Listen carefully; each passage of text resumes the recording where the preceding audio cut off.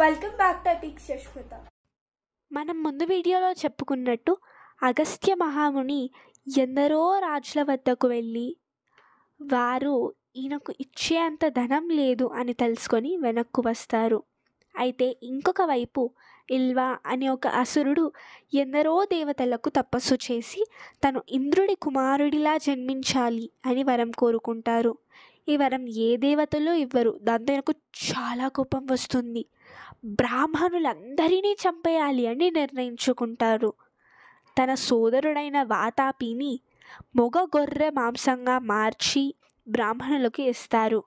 అప్పుడు అది సేవించిన బ్రాహ్మణులు దాన్ని అరిగించేలోపే ఇల్వుడు వాతాపి అని పిలుస్తుండగా వాతాపి ఆ బ్రాహ్మణుల పొట్ట చీల్చుకొని బయటికి వస్తారు. దీంతో ఆ బ్రాహ్మణులు చనిపోతారు. ఇది తెలుసుకున్న అగస్త్య మహాముని వీరి వద్దకు వెళ్తారు. వెళ్ళి ఇల్వుడు ఇచ్చిన భోజనాన్ని అంటే మొగ గొర్రె మాంసాన్ని తినేస్తారు.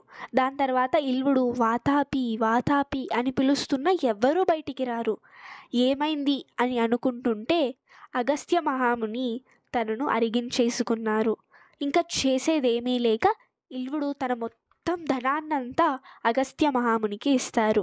దీని తర్వాత అగస్త్య మహామునికి అలాగే లోపముద్రకు జన్మించిన కొడుకు పేరు ధృతదస్యుడు. దీని తర్వాత ఏం జరిగిందో తెలుసుకోవాలి అంటే నెక్స్ట్ వీడియో చూడండి. ఇలాంటి మరిన్ని వీడియోస్ కావాలి అంటే please like, share and subscribe. Thank you.